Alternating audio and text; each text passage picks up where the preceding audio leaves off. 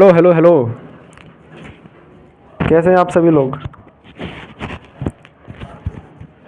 उम्मीद है कि बहुत ही बढ़िया होंगे, बहुत शानदार तरीके से आप सभी लोग पढ़ाई कर रहे होंगे और हम हमारी सीरीज़ का भरपूर फ़ायदा उठा रहे होंगे।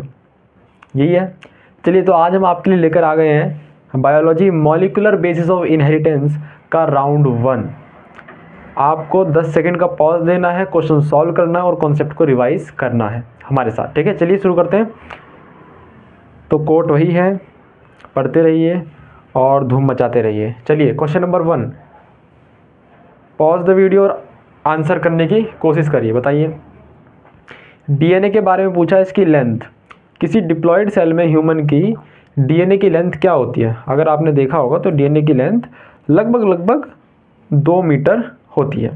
ठीक है, और इसी 2 मीटर को हमें क्या करना होता है? कंडेंस करके, पैकिंग करके क्या बनाते हैं हम? क्रोमोसोम।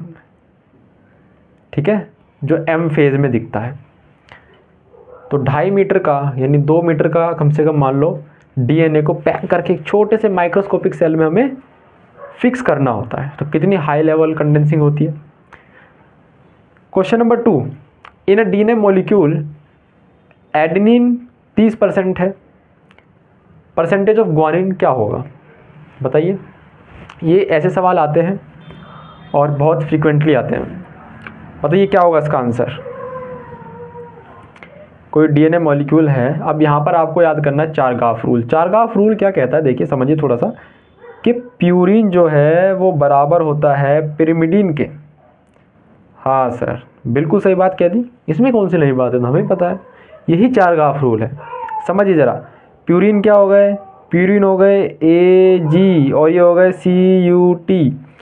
हमें पता है, लेकिन डीएनए की बात करें तो डीएनए में ये जो है ये नहीं होता है। क्या? यूरासिल T होता है। G C के साथ बनाता है और A T के साथ बॉन्ड बनाते हैं। A double bond T, D triple bond C। तो मतलब जितना एडेनिन होगा उतना ही थाइमिन होगा, जितना ग्वानिन होगा उतना ही साइटोसिन होगा, तभी तो बराबर बेस पेयरिंग होगी। इसलिए कहते हैं प्यूरिन होता है पिरिमिडीन के बराबर। अब ये तो हो गया कॉन्सेप्ट। अब क्वेश्चन की बात करते हैं। क्वेश्चन में कह रहा है एडेनिन है 30%, तो ग्वानिन कितना होगा? अब देखो, एडेनिन 30% है तो 30% ही थाइमिन होना चाहिए। 30% ही थाइमिन होना चाहिए। तो दोनों के परसेंटेज को मिलाओगे तो कितना आ गया? 60%। बचा कितना? 40। तो 100 में से 60 बचा, ये अदर हो जाएंगे। और ये 40 में से आपका 20% और 20% क्या हो जाएगा? बट जाएगा। देखो क्या हो जाएगा? बट जाएगा। किसमें? आधा ग्वानिन और आधा साइटोसिन। तो ग्वानिन कितना हो गया? 20%। तो option number A is correct option. देखो, ठीक है। चलो, तो यहाँ पर जो कॉन्सेप्ट था वो था चारगाफ रूल का। चलिए अगला question, assertion reason question type है। बताइए असर्शन क्या कह रहा है, पढ़िए। डीएनए रेप्लिकेशन सेमी कंजर्वेटिव है। ये असर्शन है। क्या ये सही है? बिल्कुल हाँ, हमने तो ये पढ़ा भाई कि सेमी कंजर्वेटिव है। मतलब जो न्यू डीएनए बनता है ये पुराना डीएनए है, और जब नया डीएनए इससे बनेगा तो उसमें कुछ ऐसा होगा कि एक स्ट्रैंड नया होगा और एक स्ट्रैंड पुराना। ठीक है, तो आधा स्ट्रैंड पेरेंट का रहा और आधा किसका हो गया? न्यू बन गया। तो इसे कहते हैं सेमी कंजर्वेटिव, आधा कंजर्व रहा। रीजन क्या दे रखा है इसका कि each daughter DNA molecule contain 1 parental और 1 न्यूली स्ट्रैंड सिंथेसाइज्ड डीएनए। बिल्कुल सही, यही इसका रीजन है। तो इसमें क्या हो जाएगा? Option A will be the correct option. Both assertion and reason true and R is a correct explanation. बिल्कुल सही, बहुत बढ़िया। अगला question, the enzyme responsible for joining Okazaki fragment. Okazaki fragment को जोड़ने का काम कौन करता है? बताइए।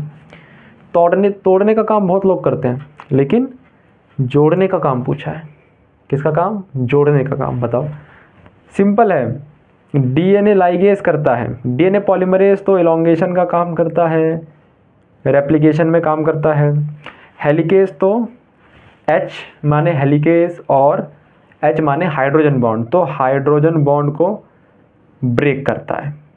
मान लीजिए ये आपका है DNA इस तरीके से लैडर टाइप, तो हेलिकेज आएगा और इसे ऐसे करके तोड़ेगा ताकि ये DNA कैसे हो जाए, इस तरीके से सेपरेट हो जाए।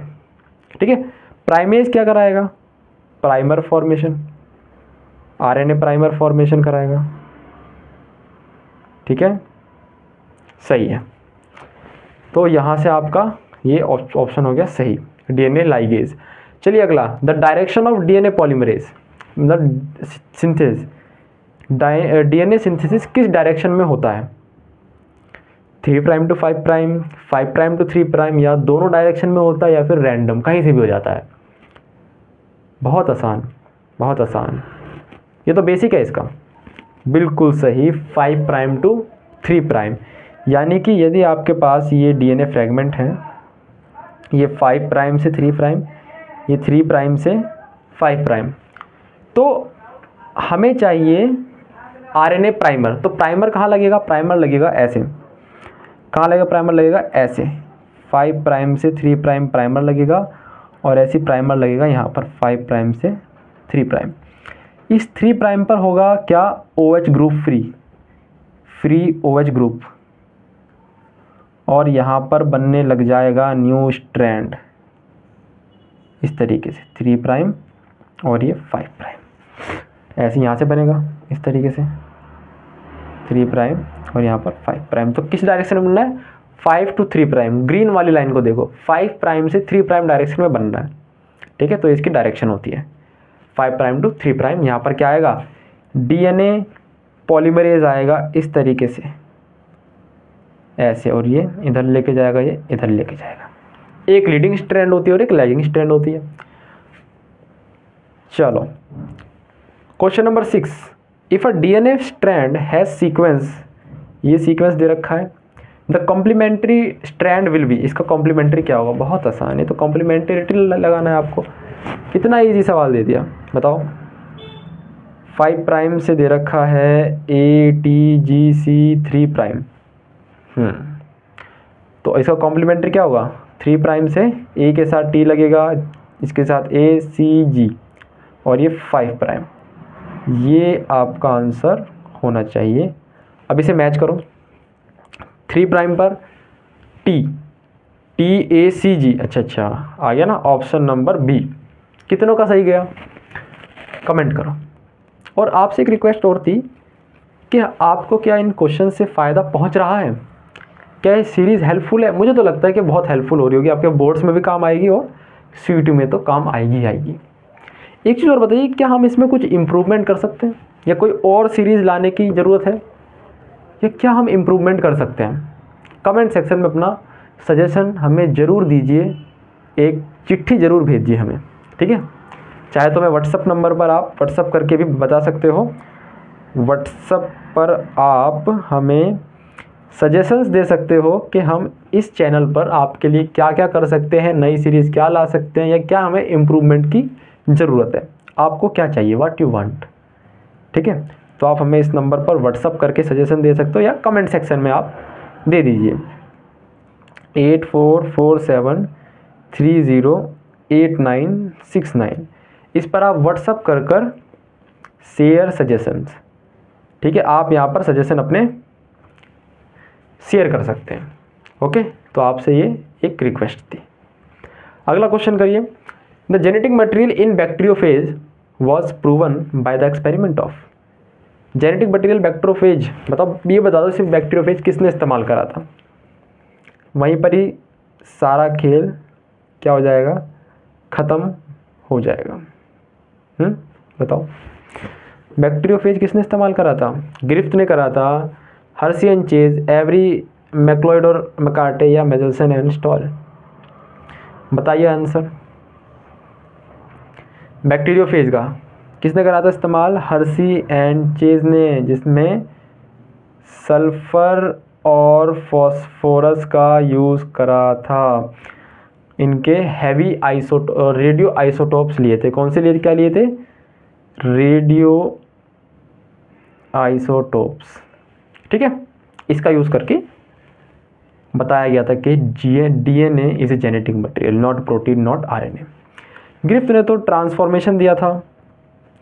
एवरी मैक्लॉयड मैकार्टी ने तो ये बताया था कि किस नेचर का होता है। ठीक है, मेसेल्सन स्टॉल ने तो सेमी कंजर्वेटिव वाला प्रिंसिपल दिया था कि सेमी कंजर्वेटिव होता है DNA का रेप्लिकेशन। तो ये गलत बात, ये गलत बात, ये गलत बात, answer is B. I hope आपका सबका सही गया होगा। अगला question, the experiment proving semi conservative replication was performed by, बताओ। वॉटसन एंड क्रिक, अरे इन्होंने तो डबल हेलिक्स मॉडल दिया था। क्या देते इन्होंने दिया था double helix model of DNA। Meselson and stall ने दिया था। इसमें कोई आपको सोचने वाली ज़रूरत है, बिल्कुल एकदम काटते रहो। चार गाफ का रूल तो अलग है कि पिरामिडिन इक्वल टू प्यूरिन। अगला, in RNA thymine is replaced by, RNA में थाइमीन किससे रिप्लेस हो जाता है? एडेनिन से होता है क्या? जनरली क्या होता है कि थाइमीन एडेनिन के साथ बेस पेयरिंग करता है, किसमें? In case of DNA। लेकिन स्पेशल केस RNA है। RNA में क्या होता है कि एडेनिन बेस पेयरिंग करता है यूरासिल से। तो यानी थाइमीन किस में कन्वर्ट हुआ? Thymine is converted into uracil. तो किस में कन्वर्ट हो गया? यूरासिल में। रिप्लेस्ड हो गया तो किस में? यूरासिल। एडेनिन नहीं होता, ग्वानिन नहीं होता, यूरासिल में कन्वर्ट होता है। चलिए अगला question, question number 10, the coding strand of DNA has the same sequence as mRNA except. देखो इसमें थोड़ा सा आपको कॉन्सेप्ट समझना पड़ेगा। हमें पता है, आपको ही पता है कि जब DNA से mRNA बनता है, ये DNA स्ट्रैंड हो गई, ये 5 प्राइम, ये 3 प्राइम, ये 3 प्राइम, ये 5 प्राइम, एंटी पैरेलल स्ट्रैंड्स होते हैं। अब जब mRNA बनता है तो mRNA की डायरेक्शन क्या होती है? 5 प्राइम से इस तरीके से बनता है और इस तरीके से 3 प्राइम ऐसे बन रहा होता है। ठीक है, तो ये कैसा स्ट्रैंड हो गया? टेम्पलेट स्ट्रैंड, यानी 3 प्राइम से 5 प्राइम वाला स्ट्रैंड जिसे देखकर mRNA बन रहा है। ये क्या? ये है mRNA। mRNA बनना है, जिसे देखकर बनना है 3 प्राइम टू 5 प्राइम, यानी ये वाला स्ट्रैंड। ये क्या हो गया? Template strand. लेकिन हम देखते हैं कि जो इसमें सीक्वेंस होगा, लेट सपोज यहाँ पर कुछ सीक्वेंस है, यहाँ कुछ सीक्वेंस है। चलो एक बार करके देखते हैं अच्छे से। 5 प्राइम टू 3 प्राइम पर लेट सपोज सीक्वेंस है ATGC। ठीक है, तो नीचे वाले स्ट्रैंड में क्या होगा? नीचे वाले स्ट्रैंड में होगा A की जगह T होगा, T की जगह A, इसकी जगह C, इसकी जगह G। अब क्योंकि इसे देखकर ही बन रहा है mRNA, तो मुझे बताओ mRNA का सीक्वेंस क्या होगा? इसमें क्या होगा? T की जगह A होगा, A की जगह T नहीं, यूरासिल होगा, C की जगह G और इसकी जगह C। हम अब आप एक क्या करो, एक ऑब्जर्वेशन लो इससे। जो mRNA पे कोड बनकर आया है, यानी कि क्या बन के आया ये AUGC, ये ATGC से बिल्कुल रिजेंबल कर रहा है क्या? इस स्ट्रैंड से। बस यूरासिल की जगह क्या है? थाइमिन की जगह क्या है? यूरासिल आ गया mRNA में। तो जिस टेम्पलेट, जिस स्ट्रैंड से ये mRNA का कोड मैच कर रहा है उसे कहते हैं कोडिंग स्ट्रैंड। यानी ये कैसा स्ट्रैंड है? Coding strand. इसका एक और नाम है जिसे कहते हैं हम नॉन टेम्पलेट। ठीक है, अब मुझे आंसर का जवाब दो इस क्वेश्चन का। कह रहा है uracil replace thymine, adenine replace guanine. भाई नहीं, यूरासिल करता है रिप्लेस थाइमिन को। देखो ना, यहाँ पर थाइमिन था और यहाँ पर क्या आ गया? यूरासिल आ गया। बस बाकी सब सेम है, इसलिए कोडिंग रीजन सेम होता है mRNA के सीक्वेंस से, सीक्वेंस कहेंगे। ठीक है, चलो भाई अगला question, question number 11, the start codon in mRNA। Start codon क्या होता है? स्टार्ट कोडोन बच्चा जानता है AUG, जो कि अगर हम प्रोकैरियोट की बात करें और यूकैरियोट की बात करें, अगर प्रोकैरियोट की बात करें तो AUG कोड करता है एन फॉर्माइल मिथ्योनिन के लिए, लेकिन यूकैरियोट में केवल मिथ्योनिन के लिए, है ना। ये कुछ मॉडिफिकेशन होती है, फॉर्माइलेटेड मिथ्योनिन होता है। खैर ये क्वेश्चन नहीं था, क्वेश्चन था कि AUG स्टार्ट कोडोन है, UAA है स्टॉप कोडोन है, UAG स्टॉप कोडोन है, UG स्टॉप कोडोन है, AUG है स्टार्ट कोडोन। मतलब ये DNA है यहाँ, सॉरी mRNA है, यह है mRNA 5 प्राइम टू 3 प्राइम, क्या ये mRNA। यहाँ पर कई सारे हैं GUA UG फलाना ढिमकाना आगे भरे पड़े। तो प्रोटीन बनना कहाँ से स्टार्ट होगा? प्रोटीन बनना स्टार्ट होगा यहाँ से, ठीक है, यहाँ से बनना स्टार्ट होगा प्रोटीन। और पहला प्रोटीन जो आएगा वो क्या है? मिथ्योनिन, ठीक है, मिथ्योनिन अमीनो एसिड, ठीक है, अमीनो एसिड आएगा। चलो क्वेश्चन नंबर 12 बताओ भाई answer. How many codon code for amino acid? कितने कोडोन हैं जो कि कोड करते हैं अमीनो एसिड के लिए? 61, 64, 60 या 20? बताओ बताओ। 61, 64, 64 करते हैं। क्यों? क्योंकि हमारे पास टोटल 20 अमीनो एसिड हैं और हर एक अमीनो एसिड को कितने कोडोन कोड करते हैं? 3। यानी कि एक कोडोन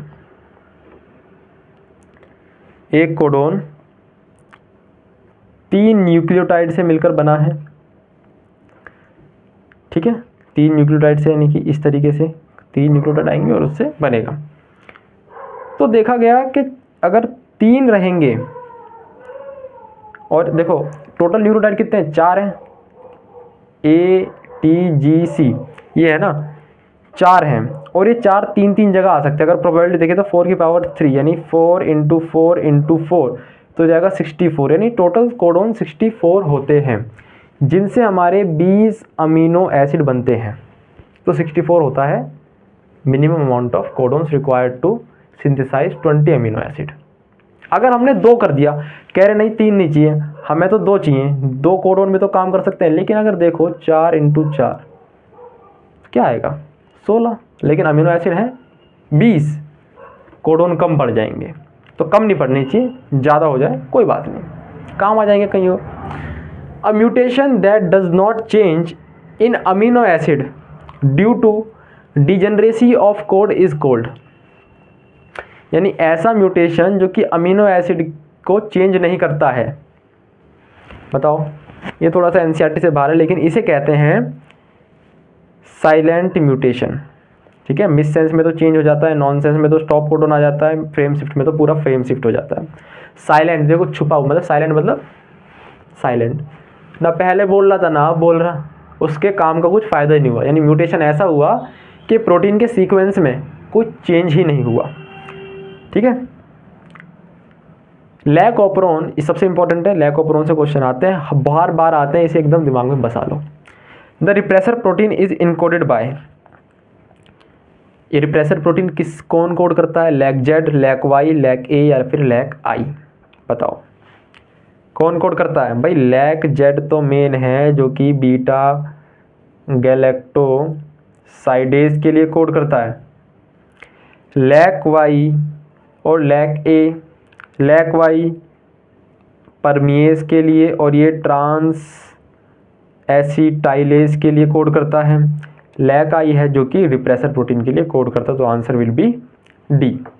एक बार आप ये देखना कि परमिएज को ए कोड करता है या परमिएज को वाई कोड करता है। थोड़ा सा लास्ट में थोड़ा इंटर कन्वर्जन मुझे लग रहा है थोड़ा सा डाउटफुल, ठीक है। खैर आंसर तो इसका लैक आई है। अगला क्वेश्चन, लैक्टोज इन लैकोप्रोन एक्टोज एक्ट एज। लैकोप्रोन जो होता है उसमें लैक्टोज जब आता है तो क्या काम करता है? लैकोप्रोन को बंद करता है, लैकोप्रोन को चालू करता है, क्या करता है? रिप्रेस करता है, को रिप्रेसर है, इंड्यूसर है, एक्टिवेटर एंजाइम है? बिल्कुल सही कहा, इंड्यूसर है, क्योंकि लैक्टोज जब आएगा दैट मीन्स उसका ब्रेकडाउन होना है। तो ब्रेकडाउन होने के लिए लैक्टोज क्या करता है, जो रिप्रेसर प्रोटीन है उस पर जाकर बाइंड होता है। बाइंड हो गया तो रिप्रेसर प्रोटीन को क्या कर दिया? इनहिबिट कर दिया। रिप्रेसर प्रोटीन अब ऑपरेटर पे जाकर बाइंड नहीं हो पाएगा, जिससे कि आरएनए पॉलीमरेज आराम से उन जीन को ट्रांसक्राइब कर सकता है, एक्सप्रेस हो सकता है, और एक्सप्रेशन से बीटा गैलेक्टोसाइडेज आएगा, वो एंजाइम जो लैक्टोज को ग्लूकोज और गैलेक्टोज में ब्रेक करेगा। ठीक है, इस तरीके से होता है, तो ग्लूकोज का अमाउंट बढ़ेगा। खैर इसका आंसर है सी, इंड्यूसर। इसलिए कहते हैं हम इसे लैक ऑफ ऑपरोन कैसा है, इंड्यूसर, इंड्यूसेबल ऑपरोन है, कि इंड्यूस करा जाता है, इसे चालू करा जाता है, तो लैक्टोज के आने से ये चालू होता है, ना कि बंद होता है, इसलिए इंड्यूसर कहते हैं। RNA polymerase bind to DNA at, RNA polymerase DNA से कहाँ बाइंड करता है, ऑपरेटर पर, प्रमोटर पर, टर्मिनेटर पर, स्ट्रक्चर। भाई सिंपल सी बात है, पहले तो टर्मिनेटर हटा दो, स्ट्रक्चरल जीन हटा दो, प्रमोटर या ऑपरेटर में से होगा। अब बताओ कहाँ पर बाइंड करता है, बिल्कुल सही जवाब, किस पर बाइंड करता है, प्रमोटर पर। ऑपरेटर बाइंड नहीं करेगा, ऑपरेटर का काम क्या है, ऑपरेट करना। ठीक है, उस पर रिप्रेसर प्रोटीन, इंड्यूसर प्रोटीन, ये सब आकर बाइंड करेंगे। प्रमोटर का काम है आरएनए पॉलीमरेज से चिपकना, ना कि किसी और चीज़ से। The anticodon is present on, tRNA से सवाल है। टीआरएनए का जो 3D स्ट्रक्चर है वो कुछ ऐसा होता है, एल शेप्ड, ऐसे बना लो इसे, कुछ एल शेप्ड होता है। ये 3 प्राइम होता है जो कि एक्सेप्टर साइड होती है, और ये 5 प्राइम होता है जहाँ पर एंटीकोडॉन्स होते हैं। क्या होते हैं, एंटीकोडॉन्स। और ये रहा एमआरएनए, ये 3 प्राइम, ये 5 प्राइम, यहाँ पर भी क्या होता है, ये हो गए कोडॉन्स। एमआरएनए पर तो कोडॉन होते हैं ना, एमआरएनए, और ये हो गए एंटी कोडॉन। ठीक है, तो इस तरीके से एंटीकोडॉन कहाँ होते हैं, टीआरएनए पर प्रेजेंट होते हैं। ऑप्शन नंबर सी, आरएनए पे थोड़ी होंगे, आरएनए तो कुछ और काम करता है भाई, डीएनए तो क्या काम करेगा। ठीक है, तो यहाँ पर आता है अमीनो एसिड, यहाँ पर कुछ अमीनो एसिड लेकर आया है, मान लो यहाँ पर है AUG। ठीक है, तो इस कोडॉन को पहचानने के लिए इस पर क्या होगा, UAC इसके पास होगा एंटीकोडॉन के रूप में, और क्या लेकर आएगा यहाँ पर, मिथियोनिन को लेकर आएगा। इस तरीके से काम करता है। और इसकी चार्जिंग कौन करता है, बताओ, एंजाइम। ठीक है, चार्जिंग होती है ATP से, और एंजाइम काम करता है। Question number 18, the number of hydrogen atom between G and C। वाह भाई साहब, क्या क्वेश्चन है, जबरदस्त। G और C के बीच में कितने हाइड्रोजन बॉन्ड, ये तो बच्चा बता देगा कि सर A और T के बीच इतना और G और C के बीच इतना, 3। 1 नहीं होता, 2 नहीं होता, 4 नहीं होता, गलत बात, बेतुकी बातें दे रखी है। तो 3 आंसर सही है। The process of formation of RNA from DNA template is called, DNA से RNA बना रहे हैं, बताओ, सेंट्रल डॉग में पता होना चाहिए। रेप्लिकेशन तो DNA को DNA से DNA बनना होता है, ट्रांसलेशन तो प्रोटीन बनना होता है, ट्रांसडक्शन तो सिग्नल का पास होना होता है आगे, ट्रांसक्रिप्शन इसका सही आंसर है, यानी DNA से RNA बनता है, mRNA बनता है।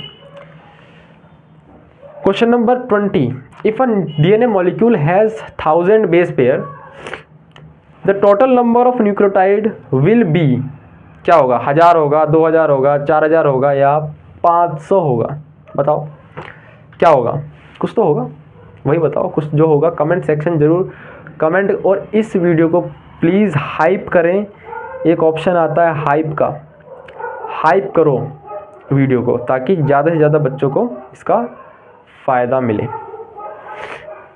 बताओ, देखो सबसे पहले समझना होगा बेस पेयर, कई बच्चों को पता ही नहीं होता बेस पेयर होता क्या है और न्यूक्लियोटाइड में अंतर है ना।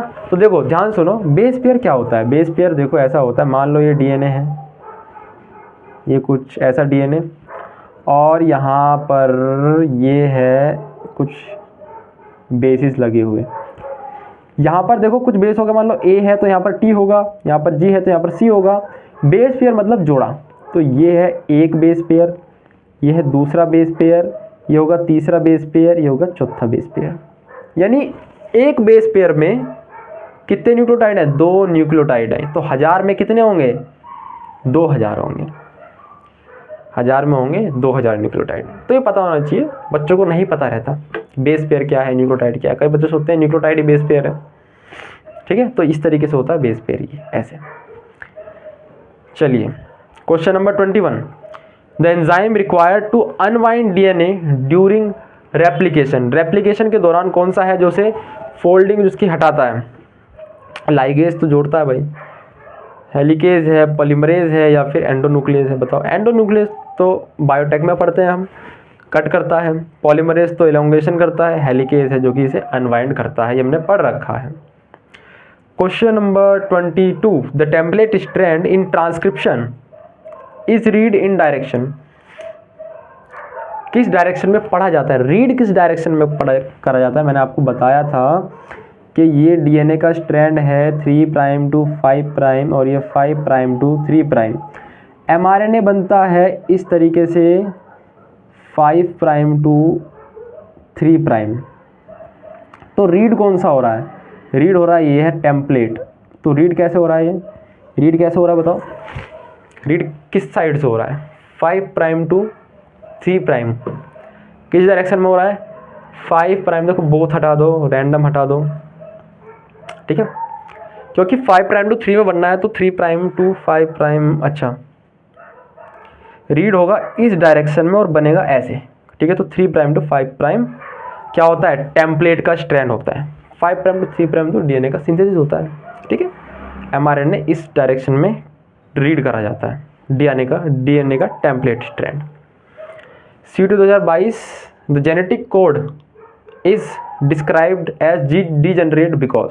क्या खास बात है कि जेनेटिक कोड को डीजेनरेट हम कहते हैं? कोडोन्स ओवरलैप, बात सही है, लेकिन डीजेनरेट हम इसलिए नहीं कहते, तो गलत हो गया। कोडोन्स आर एम्बिगुअस, ठीक है, लेकिन इसके लिए वैलिड नहीं। 1 codon code for many amino acid या फिर multiple codon code for 1 amino acid. यानी कि एक अमीनो एसिड है, इसके लिए कई सारे कोडोन मौजूद हैं, या एक कोडोन है वो कई सारे अमीनो एसिड बना सकता है। क्या सही है? देखो ये बात सरासर गलत है। एक कोडोन एक ही बनाएगा, लेकिन अमीनो एसिड को काफ़ी सारे बना सकते हैं, इसीलिए कहते हैं इसे degeneracy. 1 codon multiple codon codes for 1 amino acid, तो इसका सी आंसर करेक्ट हो जाएगा, ठीक है। एक बार इसे चेक करना ताकि कोई मिस्टेक ना हो, कमेंट करके बताना। The term central dogma is proposed by, किसने करा था? वॉटसन क्रिक ने तो नहीं करा था। जैकब और मोनोड में से किसने करा था बताओ? चलो ये आपका होमवर्क है, CUET 2022 में पूछा गया था, ये आपका है होमवर्क, ठीक है। मेमोरी बेस्ड है, आपको पता होना चाहिए। पता करना कि सेंट्रल डोगमा किसने दिया था। आंसर जैकब या मोनोड में से होगा, और मोस्ट प्रोबेबली मोनोड हो सकता है, लेकिन आप एक बार कंफर्म करना इस सवाल का जवाब, ठीक है। कमेंट करना इस सवाल का जवाब, आपका होमवर्क है। चलिए क्वेश्चन नंबर 24, लास्ट क्वेश्चन, क्योंकि हमने एक डबल क्वेश्चन करा था बीच में। The removal of intron from HNRNA occur during, कब होता है? देखो जब हमारा mRNA बनता है तो पूरी तरीके से ना सही नहीं होता, वो क्या होता है कुछ इस तरीके से, उसमें छोटे छोटे फ्रेगमेंट्स होते हैं जिन्हें हम कहते हैं इंट्रॉन्स। किन्हें क्या कहते हैं हम इन्हें? इंट्रॉन्स। और ये है हमारे एक्सॉन। क्या है हमारे ये? एक्सॉन। एक्सॉन तो कोडिंग पार्ट है, इंट्रॉन नॉन कोडिंग पार्ट है। तो इन इंट्रॉन्स को हमें क्या करना पड़ता है? निकालना पड़ता है। क्या करना पड़ता है? इन्हें निकालना पड़ता है। तो जब ये निकलते हैं तो कुछ इस तरीके से ये एक्सॉन 1, एक्सॉन 2 और एक्सॉन 3, और ये इंट्रॉन इस तरीके से निकल जाते हैं। तो इसे क्या कहते हैं? RNA स्प्लाइसिंग, ठीक है। इसे क्या कहते हैं हम? स्प्लाइसिंग। और इस कॉम्प्लेक्स जो बनता है उसे कहते हैं हम स्प्लाइसोसोम, ठीक है। ये पूरा स्प्लाइसिंग बता दिया। इसे कहते हैं हम HNRNA, और इसे कहते हैं हम mRNA, मैच्योर्ड mRNA, ठीक है। ये हो गया स्प्लाइसिंग का केस। पोस्ट और आज के लिए इतना ही।